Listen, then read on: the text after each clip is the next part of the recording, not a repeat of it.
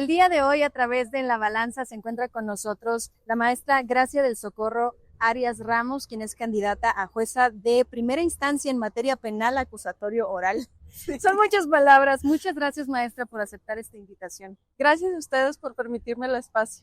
Bueno, sabemos que ya ha tenido experiencia como juez de oralidad del sistema de justicia, que además tiene especialidades en derecho corporativo, juicios orales en materia penal y juicio de amparo. Bueno, esto ya lo ha recorrido a través de los años de experiencia, de estudio, pero en un inicio, ¿qué es lo que la motiva a estudiar y elegir derecho como su carrera?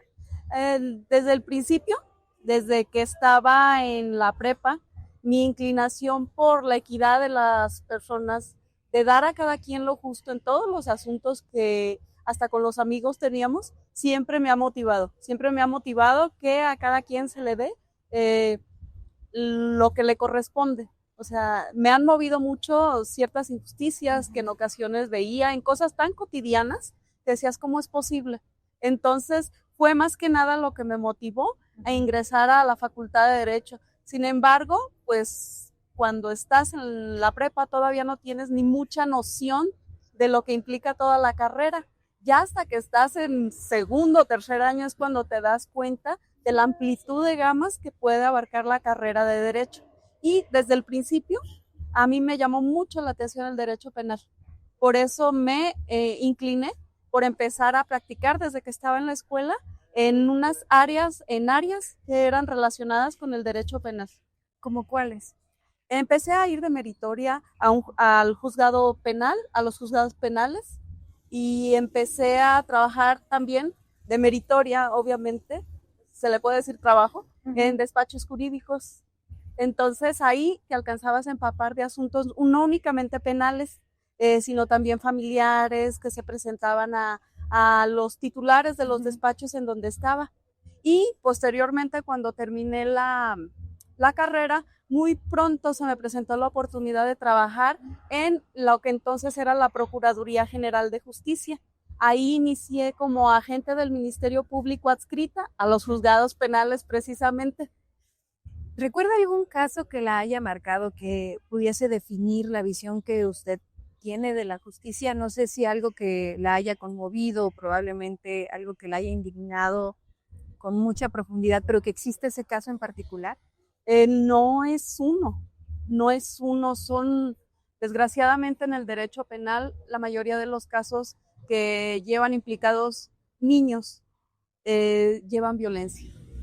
Y esos casos donde las víctimas son personitas menores de edad, esos de verdad que te mueven, te marcan, y ya sea de cualquier tipo de delito, o sea un secuestro, ya cuando ves a la persona, el daño que le causa en la psique, si tenemos la suerte de que salga viva, si es una violación, cuando los escuchas narrarte el abuso del que fueron víctimas, o incluso en hechos que no son tan graves, pero que también tienen cierta implicación y grado de... Para mí todos los casos donde están implicados los niños son graves, y casos de violencia familiar, donde a veces tienen una ya indefensión aprendida, o donde ves una violencia normalizada. Esos casos todos te mueven de ver que se cometen en contra de una persona tan indefensa que no tiene ni los recursos ni los medios para defenderse. O sea, no es uno en especial, son todos los casos donde se ven personas menores de edad implicadas como víctimas. Profesionalmente, ¿cuál considera que ha sido su mayor reto? Mi mayor reto profesionalmente, llegar a ser juez de oralidad del sistema acusatorio. ¿Por qué? Porque implica una gran responsabilidad, y ahí tienes que hacer efectivos los principios de la transparencia. ¿Por qué? Porque todo se hace a la vista de todas las personas que acuden a una audiencia. La honestidad, sobre todo, para mí es un principio y un valor fundamental que debe de tener la figura de un juez, y pues porque ahí se ejerce la contradicción. Ahí tienes a todas las partes presentes y ahí tienes que resolverlas conforme a la ley, lo que resulte para su caso.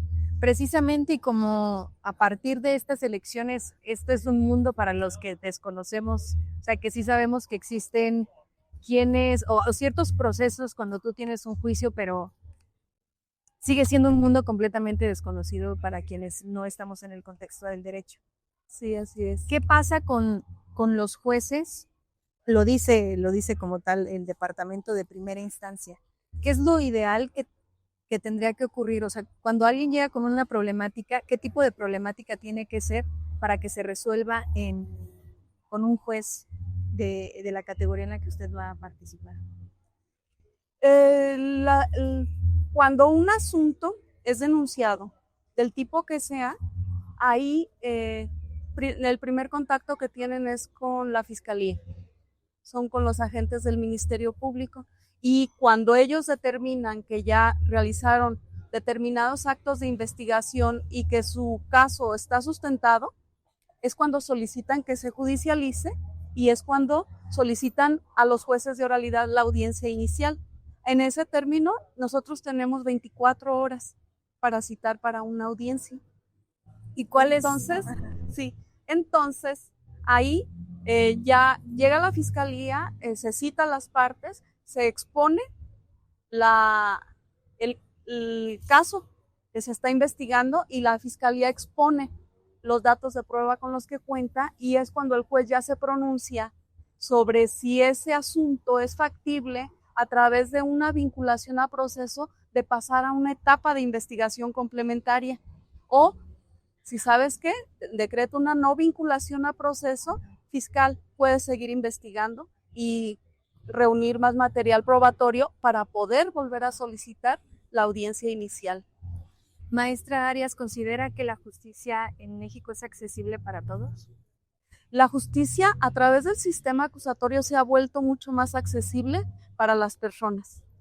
Y si estuviese en su poder, digo, sabemos que no es ni siquiera una materia de en sí como de esta área de la justicia, bueno, ni siquiera de este poder en sí, pero si tuviese la oportunidad de hacer una reforma en el sistema judicial, ¿cuál sería su prioridad? Priorizar sobre todo los medios tecnológicos para que las personas tuvieran acceso a la justicia a través de las videoconferencias. En materia acusatoria, en ciertos asuntos se permite. Y sobre todo, ¿por qué? Porque lo he visto a través de las resoluciones que he emitido, que muchas veces escuchas de las partes que no tienen dinero para estar representando a las audiencias. ¿Por qué? Porque cuando ya estás sometido a un asunto jurisdiccional, te implica tiempo, te implica traslado, muchas veces te implica incluso el pago de un abogado. ¿Por qué? Porque a lo mejor tú piensas que la persona que te van a designar ahí, un defensor público, no pudiera defenderte como tú lo requieres. Sin embargo, son personas muy profesionalizadas, pero a pesar de eso, para las personas implica una gran erogación estarse presentando cada que son citados. Y el sistema a través de videoconferencias, mientras no se desahogue prueba, porque la prueba como jueces debemos de inmediarla de manera presencial, hay muchos asuntos, muchas audiencias donde no se desahoga prueba y pueden desahogarse a través de esta vía. En la mayoría de las materias, no solo penal, también familiar, también mercantil, en todos esos tipos de asuntos, también ya se está empezando a priorizar ese tipo de audiencias a través de videoconferencias. De hecho, forma parte de sus propuestas, bueno, lo pueden consultar a través de la página oficial del INE. Y también una de estas propuestas es la contribución a la paz social. Dicen, sí, claro. No es solo un tema de que los jueces estén preparados. ¿A qué se refiere con esa contribución social? A lo que me refiero es que cuando las personas acuden ante un juez o ante una fiscalía, buscan una solución a su problema. Y esa solución, la mayoría de las veces, cuando el asunto escala al nivel donde ya tiene que intervenir un juez, ahí ya están ya son sometidos a la jurisdicción. ¿Para qué? Para que se les pueda resolver su asunto a través de una sentencia justa, a través de una sentencia equitativa, que conforme a la ley, cada parte obtenga lo que le corresponde. ¿Qué cree que es más urgente? ¿Que exista mayor capacitación a jueces y a los órganos de trabajo, o que se lleve la justicia a los sectores más vulnerables del país? Bueno, en este caso del Michoacán. Ese es uno de los motivos de esta reforma que ahorita estamos cursando, de la reforma judicial, que los jueces van a poder tener más acercamiento con las personas, con la ciudadanía. En materia penal generalmente incluso existía dispositivos legales que te decían que tú no podías atender a una persona si no estaba presente la otra parte.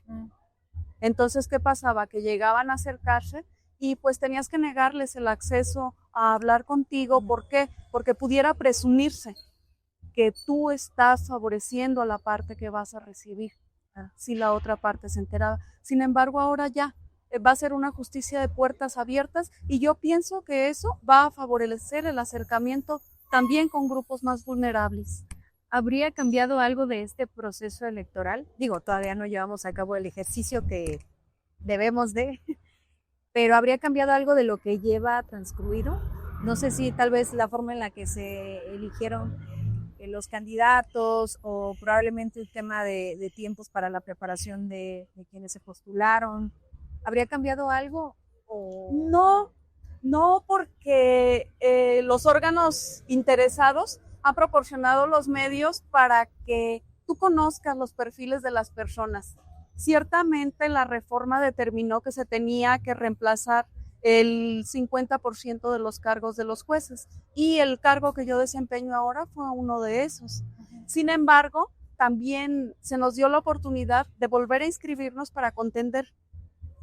Entonces, ahí las personas al hacer ese ejercicio e ir a votar el día 1 de junio, se les están abriendo las puertas para que vayan y verifiquen en la página de Conóceles cuál es la trayectoria de cada persona, cuáles son los perfiles que deben por los que pueden ejercer su voto.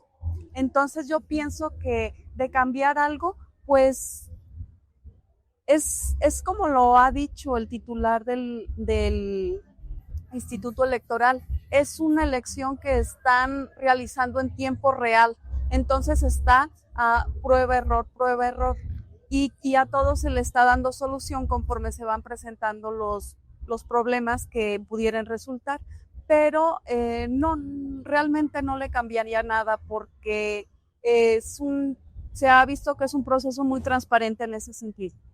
Retomando esto que mencionaba de los perfiles, ¿cuál diría que son sus fortalezas para este cargo?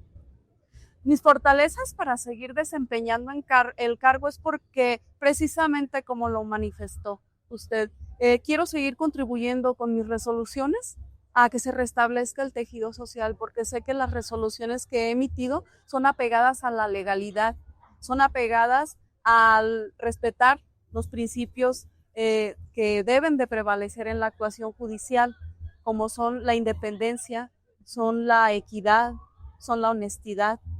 Y también quiero seguir contribuyendo con las personas en que reciban la justicia que merecen. Maestra, si tuviese que elegir 3 valores que la representan y que son su fortaleza personal, en el ámbito personal y profesional, ¿cuáles serían estos 3 valores? Son la honestidad, es la independencia y es la templanza. Y si tuviese la oportunidad de elegir cenar con un personaje histórico, ¿con qué personaje cenaría y qué le preguntaría en esa cena? ¿Con personaje te refieres de la historia de México o personaje de cualquier género? ¿Es abierto? ¿Algún personaje histórico? Yo cenaría con Gabriel García Márquez. Es un personaje histórico en la rama de la literatura y le preguntaría qué le inspiraba para escribir esas novelas tan bonitas. ¿Tiene alguna favorita? 100 años, 1000 años de 100 años de soledad. Sí, ya no sé si son 100 o son 1000. Pareciera que son. Y esta es una pregunta obligada que tenemos a todos los que nos dan la oportunidad de entrevistarles. ¿Qué cree que es peor, un inocente en la cárcel o un culpable en libertad?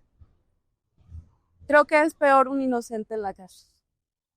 ¿Por qué? Porque un juez tiene que tener suficientes indicios que le motive para determinar que esa persona viva su proceso dentro de la cárcel.